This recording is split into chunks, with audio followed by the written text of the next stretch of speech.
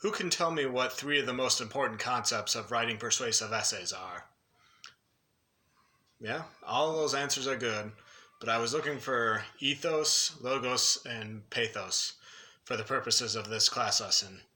We'll go over all three of these terms in better detail as the semester goes on, but for today, you students will get the crash course on each of these three terms.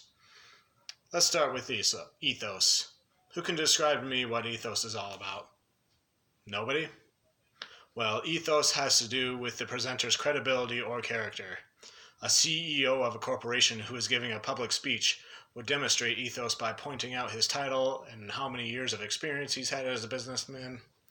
An MLB manager applying for an open management position would demonstrate ethos by pointing out he's been a manager for several years and also several years as a hitting coach if the MLB organization needs help with its hitters' performance. In short, ethos is about showing your audience you know what you are talking about. And as an essay writer, when you want to talk about someone or an organization whose quote or studies you intend to use, you will write about their educational experience, the amount of essays they've written, and so on. Next up, we have logos. Can anyone tell me what logos relates to? No? If the first three letters of the words don't give it away, logos has to do with logic or reason. Have you ever read an article or heard a presentation and the first words of the sentences were according to blank, blank percent of blank do this when that happens? Here's a more concrete example. According to the Michigan State Police 2018 year-end report, 9,786 traffic accidents in Michigan were related to drunk driving. 5,392 of those crashes resulted in injuries, and 315 of those crashes resulted in death. And that's from an article from the Macomb Daily newspaper. The most common form of use of logos, as you can probably guess by now, is with statistics.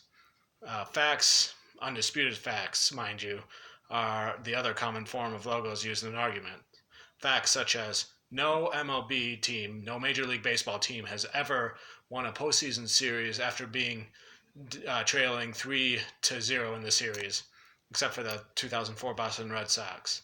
Seeing a statistic like that could highly persuade you to believe the team leading in the postseason series will inevitably win that series.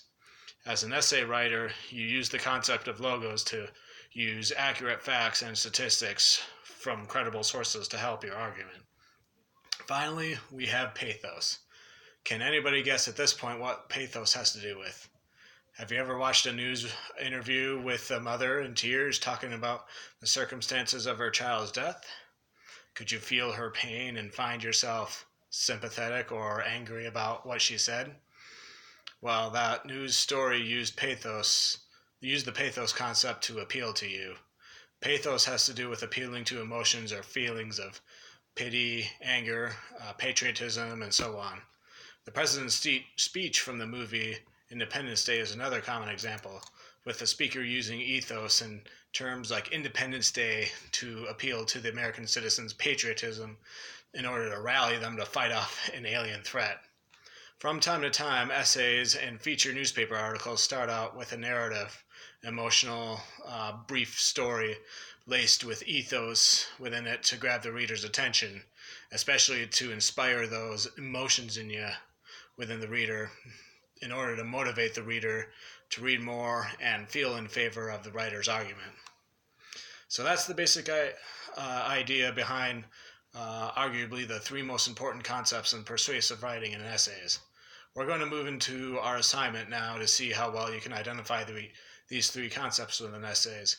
For the next 20 minutes, pick one of the three these essays from your They Say, I Say textbook. Choose either Don't Blame the Eater by David Zinczenko, Hidden Intellectualism by Gerald Graff, or The Empire of Images in Our World of Bodies by Susan Bordeaux. As you read these essays, take notes on the examples of ethos, logos, and pathos you find. When you're done reading, I will call on each of you to identify an example of each of these concepts you find, and for each example, be prepared to explain what the author was going for with each example. Do you find their tactic persuasive, and why or why not?